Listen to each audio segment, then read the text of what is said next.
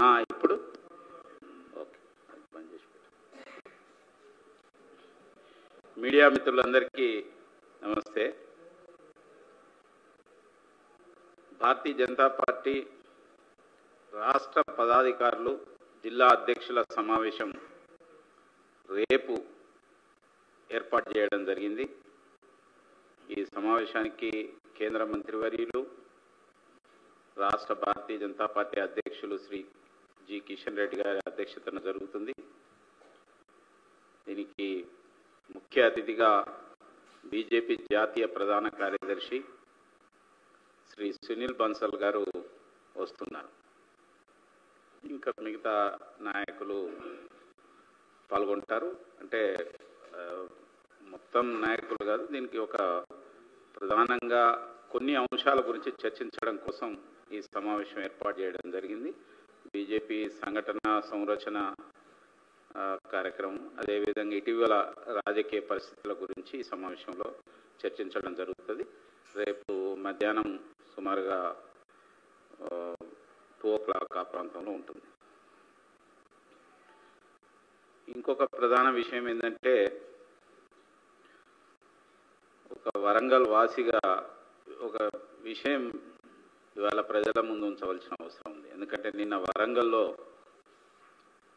అనే పేరుతోని కేసీఆర్ సభ జరిపిండు.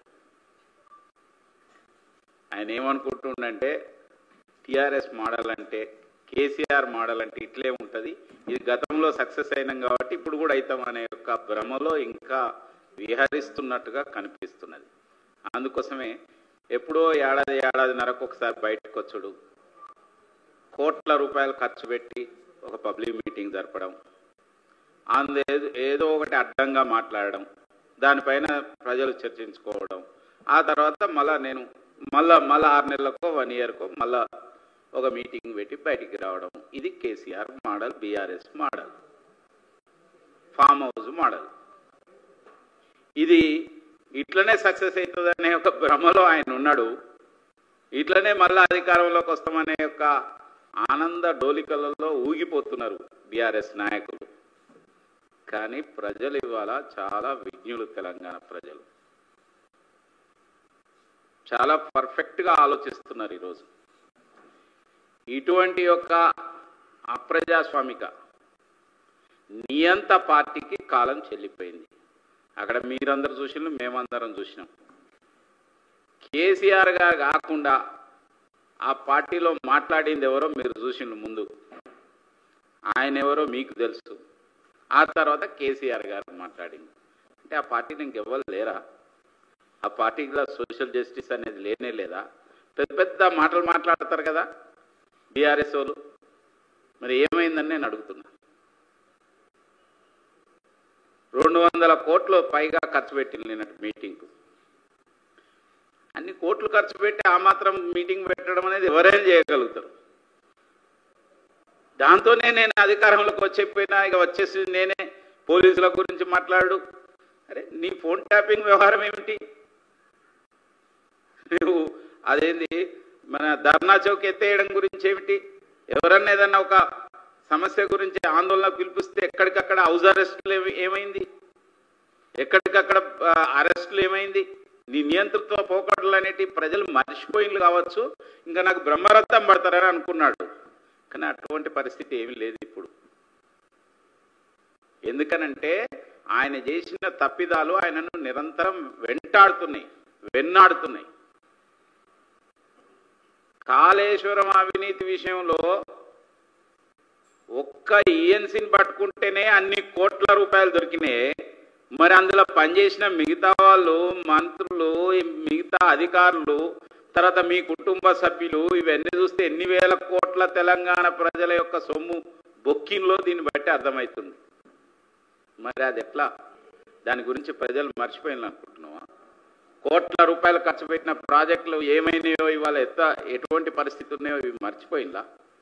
నువ్వు చెప్పిన మాటలన్నిటి గురించి మర్చిపోయిందా అనుకుంటున్నావా? కాంగ్రెస్ పార్టీ ఉన్ను బీఆర్ఎస్ రెండు దొందే. ఈ రెండిటికి ఏమీ తేడా లేదు.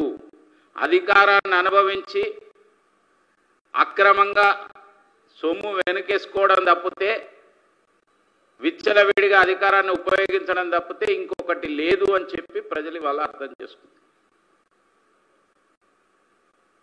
ఈ రెండు పార్టీలకు సారూప్యత, ఈ రెండు పార్టీలు కలిసి గతంలో ఎన్నికల్లో పోటీ చేసి అధికారాన్ని పంచుకున్నాయి. ఈ రెండు పార్టీలు మజ్లిస్ ఫ్రెండ్సే, ఈ రెండు పార్టీలు కొత్తగా మావోయిస్టులు ఫ్రెండ్సే. అన్నిట్లా సారూప్యత ఉన్నాయి. రెండు పార్టీలు ఫ్యామిలీ పార్టీలే. ఫ్యామిలీ తప్పితే ఇంకేమున్నదని అంటున్నా నేను. కేసీఆర్ ఒక్క విషయమైనా చెప్పు, నీ దగ్గర చెప్పడానికి ఏమన్నా ఉందా? నువ్వేమన్నా చేసినావా? నువ్వు చెప్పి వాగ్దానాలు చేసిన ఎన్ని నెరవేర్చని ఎన్ని ఉన్నాయి? అవి నేను మళ్ళా చదవలసిన అవసరం లేదు. డబుల్ బెడ్రూమ్ లాంటివి ఎక్కడన్నా ఇస్తావా? నిరుద్యోగ వృత్తి అంటివి ఇస్తావా? ₹1,00,000 రుణమాఫీ అంటివి చేసివా? ఇవన్నీ ఏం మాటలు అవి? అలాంటి ఎన్నో ఉన్నాయి. నువ్వు చెప్పిన మాటలు బట్టి నీళ్ల మూటలుగా మిగిలిపోయిన బాపతి. Same to same Congress party కూడా అదే పనిచేస్తున్నది. Both are same. తెలంగాణ ప్రజలు అర్థం చేసుకున్నారు ఇవాళ. నువ్వు అన్నదానికి నేను మిగతా విషయం ఒక్కటే చెప్తున్నా. ఒక్క వరంగల్ జిల్లాకు నరేంద్ర మోడీ ప్రభుత్వం ఏం తీసుకొచ్చిందో చెప్తున్నా. ఉమ్మడి వరంగల్ జిల్లాకు నువ్వు ఎక్కడైతే మీటింగ్ పెట్టి చెప్పినావో అక్కడికి వరంగల్కు స్మార్ట్ సిటీ ఇచ్చింది ఎవరు? వరంగల్కు అమృత్ సిటీ ఇచ్చింది ఎవరు? వరంగల్కి హెరిటేజ్ సిటీ ఇచ్చింది ఎవరు? ఎన్ని వందల కోట్ల రూపాయలు కేంద్ర ప్రభుత్వం నుంచి వరంగల్ మహానగరానికి ఇచ్చిందో నీకు ఆ మాత్రం సోయలేదా అని నేను అడుగుతున్నా. వరంగల్కి నేషనల్ హైవే, రాయగిరి టు వరంగల్కి నేషనల్ హైవే తీసుకొచ్చింది ఎవరు? వరంగల్ నుంచి ఏదైతే కాళేశ్వరం టు అక్కడికి మన పీలేరు వరకు నేషనల్ హైవే తీసుకొచ్చింది ఎవరు? ఎన్ని నేషనల్ హైవేస్ వరంగల్ నుంచి పోతున్నాయి? ఖమ్మం వరకు పోయేది కానీ లేకపోతే కరీంనగర్ నుంచి వచ్చేటి కానీ ఇవన్నీ నీకు ఆ మాత్రం సోయలేదా? వరంగల్లో నువ్వు రింగ్ రోడ్ వేస్తానని నువ్వు చేతులు ఎత్తితే కనీసం హాఫ్ రింగ్ రోడ్ వేసింది ఈ యొక్క నేషనల్ హైవే ద్వారా కేంద్ర ప్రభుత్వం కాదా? వరంగల్ యొక్క చరిత్రను భారతదేశంలో కాదు ప్రపంచ యొక్క చిత్రపటానికి తీసుకొచ్చిన ఘనత ప్రధానమంత్రి నరేంద్ర మోడీ గారి. ఎందుకంటే రామప్ప దేవాలయానికి యునెస్కో గుర్తింపు తీసుకొచ్చింది వాళ్ళ నరేంద్ర మోడీ ప్రభుత్వం. కాబట్టే ఇవాళ దాన్ని అక్కడ ఏదైతే ఒక సర్క్యూట్ పేరుతోని, టూరిజం సర్క్యూట్ పేరుతోని, స్పిరిచువల్ సర్క్యూట్ పేరుతోని రామప్ప, లక్నవరం, మేడారం, అదేవిధంగా బోగత జలపాతం, మల్లూరు టెంపుల్స్, సమ్మక్క సారలమ్మ ఇవన్నీ కలిపి ఇవాళ అనేక కోట్ల రూపాయలు ఇవ్వడం వల్ల ఆ ప్రాంతం అంతా ఇవాళ ఏ విధమైన పరిస్థితికి మారింది? నీకు ఆ మాత్రం నీకు లేకపోతే నీకు గుర్తున్నాయో లేవో నీ పక్కోళ్ళన్నా చెప్పాలి కదా. నీకంటే ముందు మాట్లాడిన పక్కన ఉన్నాయనే చెప్పాలి కదా. వాళ్ళకు కూడా సోయలేదా? ఇంత అధికారంతో ఇంకా అహంకారంలోనే మత్తులో ఉన్నారు. అహంకారం అనే మత్తులో ఇంకేం మారలేదు. వరంగల్కు ట్రైబల్ యూనివర్సిటీ తీసుకొచ్చింది నరేంద్ర మోడీ ప్రభుత్వం కాదా అని నేను అడుగుతున్నా. వరంగల్లో కాంగ్రెస్ ప్రభుత్వం చెప్పి చేయని యొక్క రైల్వే కోచ్ ఫ్యాక్టరీని వాళ్ళు తీసుకొచ్చింది నరేంద్ర మోడీ ప్రభుత్వం కాదా? ముందుగా రైల్వే ఓవరాలింగ్ ప్రాజెక్ట్ పేరుతోని ప్రారంభమై ఇవాళ రైల్వే కోచెస్ తయారయ్యే విధంగా కోచ్ ఫ్యాక్టరీ తీసుకొచ్చింది నరేంద్ర మోడీ ప్రభుత్వం కాదా అన్నాడు. దేశంలో 7 టెక్స్టైల్ పార్కులు ఇస్తే ఒక టెక్స్టైల్ పార్క్ వరంగల్కి ఇయ్యలే. ఈ మాత్రం కూడా సోయలేకపోతే వరంగల్ మీటింగ్ పెట్టి నువ్వు ఇట్లా మాట్లాడుతుంటే ఇంకా నీకు ఎట్లా తెలియాలి? ఇంకా చెప్తూ పోతే అనేక ఉన్నాయి. గ్రామ పంచాయతీల దగ్గర నుంచి మొదలుకొని మున్సిపాలిటీ. అసలు నువ్వు ఏం చేసినావు? నువ్వు కేవలం నీ ఓట్ బ్యాంక్ పాలిటిక్స్ కోసం ప్రయత్నం చేసినావు తప్పితే నువ్వు తెలంగాణ ప్రజలను నట్టేట ముంచేసినావు.